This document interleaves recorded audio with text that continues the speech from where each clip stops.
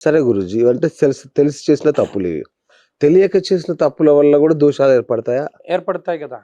అయ్యో! ఎట్లా గురూజీ మరి? మీరు తెలిసి మంటల్లో వేలెట్టినా, తెలియకుండా మంటల్లో ఓకే. వేలెట్టినా కాలుతుంది. మనం తెలిసి చేశాము, తెలియకుండానే చేశాము. దానివల్ల కూడా మరి దోషం అంటుకుంటుంది కదా! ఓకే. అందుకనే మయా కృత, ఆలోచిత, అనాలోచిత. ఆలోచించలేదు దానివల్ల దోషం ఏర్పడింది. ఆ! సమస్త పాప వినాశనార్థం. అచ్చా!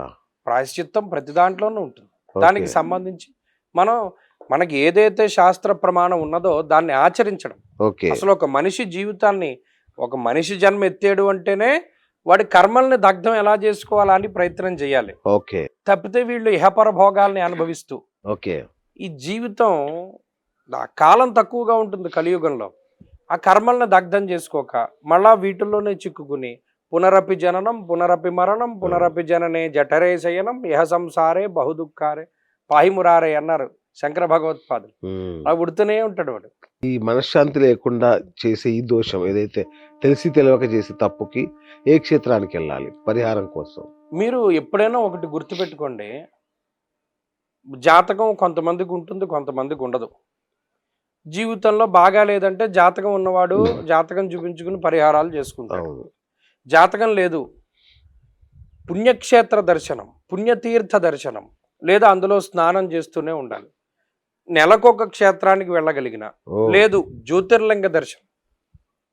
అచ్చా!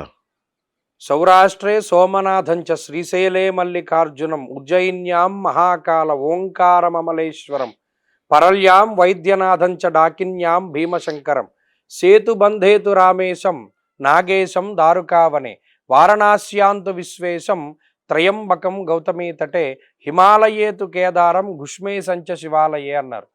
యస్య స్మరణమాత్రేణ సప్తజన్మ కృతం పాపం వినశ్యతి. కేవలం ఈ శ్లోకం ప్రతిరోజు చదువుకోవడం వల్ల 7 జన్మల్లో చేసిన పాపం పోతుంది. అలాగే మనం చెప్పుకున్నాం గతంలో కూడా దశపాపహర దశమి గురించి. అవును. దశమ్యాం హస్త సంయుతో అన్నాడు. జ్యేష్ఠమాసే సితౌ పక్షే దశమ్యాం హస్త సంయుతో. అప్పుడు కూడా 10 జన్మలుగా చేసిన 10 రకాల పాపాలు పోతాయన్నాడు. నిరంతరం పరమశివుని యొక్క జపం, గ్రహాణం నవధాన్యాన్ని సద్విపాయ నివేదయేత్ గ్రహదోషం నిహంత్యాసు పాపం పంచాక్షరీ తథా. గ్రహాలకి సంబంధించినటువంటి ధాన్యాలు దానం ఇస్తే గ్రహదోషం ఏ విధంగా పోతుందో పాపం పంచాక్షరీ తథా. పంచాక్షరీ మంత్ర జపం వల్ల కూడా పాపం పోతుంది. జపతో నాస్తి పాతకం. వాడు ఈ జ్యోతిర్లింగాలను దర్శించుకుంటూ, శక్తిపీఠాలను దర్శించుకుంటూ, జపాలు చేసుకుంటూ, వాడికి తోచినటువంటి దానం చేసుకుంటూ ముందుకు వెళ్ళడం ద్వారా వాడి కర్మల్ని దగ్ధం చేసుకోగలుగుతాడు. ఇది మంచి సజెషన్. ఇప్పుడు ఒక అమ్మాయికి 30 ఏళ్ళు అవుతుంది, పెళ్లి కావట్లేదు. అది కుజదోషమే కారణమా? అవ్వదు. అదే చెప్పాను మీకు. ఆ! కొంత పెళ్లి లేట్ అయితే అందరూ కుజదోషం అని చెప్తారు. అవును. కానీ కుజదోషానికి ఎక్సెప్షన్స్ ఉంటాయి. అచ్చా! ఇప్పుడు ఉదాహరణకి ధనే వ్యయేచ పాతాళే జామిత్రే చాష్టమే కుజే ఈ స్థానాల్లో ఉంటే కుజదోషం. దీనికి ఎక్సెప్షన్స్ ఉన్నాయి. ఏమి చతుస్సప్తమగే భౌమే మేష కర్కిషు వక్రగే అని ఒక ఎక్సెప్షన్ శ్లోకం చెప్పాడు. ఇది గాక సుముహూర్త సాధనం అనేటువంటి ఒక గ్రంథంలో స్పష్టంగా కొన్ని విషయాలు చెప్పాడు. పలన లగ్నాలకి పలన స్థానాల్లో ఉంటే కుజదోషం అన్వయం కాదు అని చెప్పాడు. ఓకే. అలాగే వివాహం ఆలస్యం అవ్వడం అన్నది కుజదోషం వల్ల జరిగేటువంటిది కాదు. ఓకే. వారి జాతకంలో. ఇంకో ఉదాహరణ ఏంటంటే ఒక అమ్మాయికి 33 పెళ్లి టైం. ఆ! ఆ అమ్మాయికి 22 ఏళ్ల దగ్గర నుండి సంబంధాలు చూస్తారు. మీ ట్రైన్ 12కి 7కి వెళ్ళి స్టేషన్లో కూర్చుంటే వచ్చి పోయే వెళ్ళే ట్రైన్లన్నీ చూస్తారు. అంతే. మీ ట్రైన్ వచ్చాకే మీరు ఎక్కగలుగుతారు. అలాగే 33 ఏళ్ళకి పెళ్లి టైం అయినప్పుడు 22 ఏళ్ల నుండి సంబంధాలు చూస్తూనే ఉంటారు, అవ్వదు. అందుకని నేను చెప్పేటువంటి బెస్ట్ సజెషన్ ఏంటి అంటే అసలు పెళ్లి టైం ఎప్పుడు వచ్చింది కనుక్కోవాలి. ఓకే. అదే సరిగ్గా చెప్పట్లేదు చాలా మంది. ఆ! అయిపోయింది, వచ్చేసింది, దాటిపోయింది. అంటే కొందరు గురూజీ కళ్యాణ వెంకటేశ్వర స్వామిని దర్శించడానికి కొందరు చెప్తారు, సుబ్రహ్మణ్య స్వామిని దర్శించండి అని కొందరు చెప్తారు. అసలు ఎవరిని దర్శించాలి ఇలాంటి వారు? ఏమంటే పరమాత్మ అందరూ ఒకటే. ఓకే.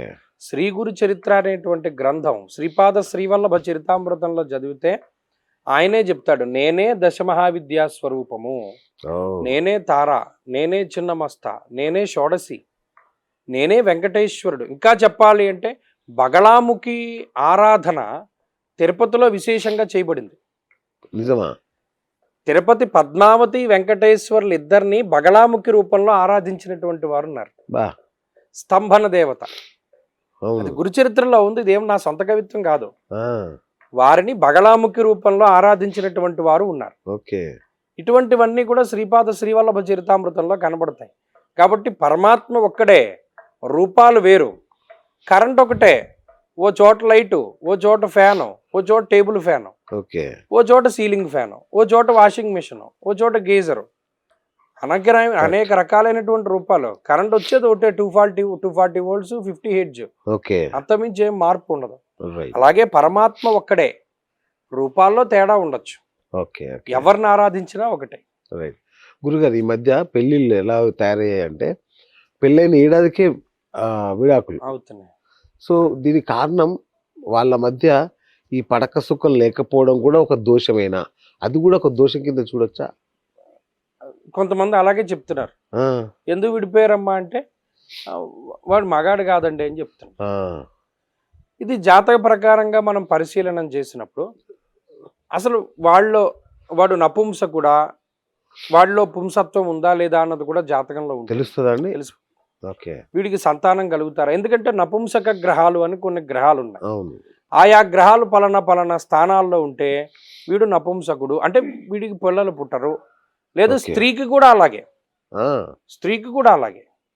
ఇవి మెయిన్ ఏంటంటే ఇప్పుడు 90% ప్రేమ వివాహాలు. కరెక్ట్. నిన్నగాక మొన్న కూడా నేను ఒక అమ్మాయికి జాతకం చెప్తూ, ఈ అమ్మాయి నువ్వు గవర్నమెంట్ ఉద్యోగం చేస్తున్నావు, పలానా వాడిని పెళ్లి చేసుకుంటే వాడికి 2 ఏళ్లలో ఏలినాటి శని, నీకు 2 ఏళ్లలో ఈ బుధ మహాదశ వస్తున్నాయి, ఓ 2 ఏళ్ళు పోయాక వాడికి ద్వికళత్ర దోషం ఉంది, వాడు నిన్ను వదిలిపెట్టేస్తాడు, ఇవాళ నువ్వు వాడిని వదిలేసి వాడి దగ్గరికి వెళ్ళిపోతున్నావు, గవర్నమెంట్ ఉద్యోగం మానేసి 2 ఏళ్ల తర్వాత నువ్వు బస్ స్టాండ్కి వచ్చేస్తావు, రోడ్డు మీదకి వచ్చేస్తావు చెప్పారా? చెప్పా. అయినా వినరు. ఆ, ఎవడు వింటాడు? దీనికి ఏమైనా పరిహారం ఉందా? కరెక్ట్. ఏం పరిహారం ఉంటుంది? ఆ, పోనీ అతను ద్వికళత్ర దోషం ఉంది కాబట్టి అతనికి ఫలానా అది వాళ్ళు చేసుకోరు. వాడు చేసుకోక మరి మేమే అన్ని చేయాలంటే అది అలా సాగుతుంది. ఆ, అవి పట్టిస్తాయా? ఇవ్వో. ఆ, 90% జాతకాలు కుదరకపోవడం ఇది ప్రధానమైన సమస్య. ఓకే. వేద నక్షత్రాలైనా షష్టాష్టకాలైనా ఏమైనా వివాహం చేసేసుకోవడం, ఆ, అది చేతులు కాలిపోయాక ఆకులు పట్టుకుంటే ప్రయోజనం ఏముంటుంది? సరే. ఇట్లా వీళ్ళని కలిపే దేవాలయాలు ఏం లేవా? వన్స్ వాళ్ళ జాతకాలు కలవకుండా పెళ్లి చేసుకున్నప్పుడు ఎంత హేమాహేమీలైనా వాళ్ళని కలపలేరు. ఓకే. మీరు పెద్ద ప్లంబింగ్ వర్క్ తెలుసున్న వాళ్ళు, ఓ లీకేజ్ ఉంది, దాన్ని ఏం చేస్తారు? ఆ కపులింగ్ ఊడిపోయింది, కాలిపోయింది, మొత్తం బద్దలైపోయింది అనుకోండి, మీరు ఏం చేయగలుగుతారు? ఏం చేయలేరు. అవును. గొట్టం మార్చేసుకోండి అంటారు. అంతేగా. అలాగే ఇంకో పెళ్లి చేసేసుకోండి అంటారు. బా. అలాగే చెప్తారు. ఆ, కొంతలో కొంత ఏదైనా అవకాశం ఉంటుంది అంటే అది ఏదైనా వాళ్ళ జాతకాలను బట్టి ఉంటుంది తప్పితే 90% ఇవన్నీ కూడా పెళ్లికి మునుపు చూసుకోవాల్సినవే. ఓకే. పెళ్లి అయిన తర్వాత ఛాన్సెస్ తగ్గిపోతాయి. ఓకే. ఇదివరకు 90 ఉన్నది ఇప్పుడు ఏమో 70, 20కి 30కి వచ్చేస్తాయి. రేరు. మేము ఇప్పుడు ఉదాహరణకి 10 జాతకాలు వచ్చేయండి వాళ్ళ పెళ్లి అయిన తర్వాత కొట్టుకునేవి, పరిహారాలు చెప్తే 3 సెట్ అవుతాయి, 7 అవ్వవు. 3 అయ్యేది వాళ్ళ అదృష్టం. మనం చేయగలిగింది చేస్తాం, మిగతా దైవాధీనం. గర్భరక్షాంబిక ఆలయాలు ఉన్నాయా గురుగారు? ఉన్నాయి. అవునా? అంటే గర్భరక్షాంబిక ఆలయం ఉన్నది, గర్భరక్షాంబిక స్తోత్రం ఉన్నది, ఓ, ఉన్నాయి. అంటే డాక్టర్ దగ్గరికి వెళ్తే మీకు ఏ సమస్య లేదమ్మా అంటారు, చూస్తే పిల్లలు పుట్టరు. దానికి ఏంటి రీజను? దీనికి చాలా చిన్న జాతక దోషాదులు ఉన్నాయి. ఇప్పుడు మీరు ఇవాళ కూర్చున్నారే, ఈ ఇల్లు కట్టిన ఆయన వాళ్ళ పిల్లకి 20 ఏళ్ళు అయి సంతానం లేదు. సంతానం లేకపోతే మేమేం చేసాము, సరే కనబడ్డ రాయి రప్ప అని మొక్కుతారు, వచ్చారు, ఇవో చిన్న దోషం ఉంది, అయితే ఈ గుళ్ళు ఏమీ వద్దు, పలానా క్షేత్రం ఒకటి ఉంది అక్కడికి తీసుకుపోయి మనం చేద్దామన్నాను. చాలా చేసామండి, ఇలాంటి చేసినా పర్లా మళ్ళీ చేద్దామన్నాం. 2025 మార్చి నెలలో చేసాం మేము. అక్టోబర్ 14కి 2 కవల పిల్లలు పుట్టారు, అబ్బాయిలు. బాబా. అది దానికి ఏమిటి కారణం? క్షేత్రము. ఓకే. ఆ క్షేత్రానికి ఒక్కొక్క శక్తి ఉంటుంది.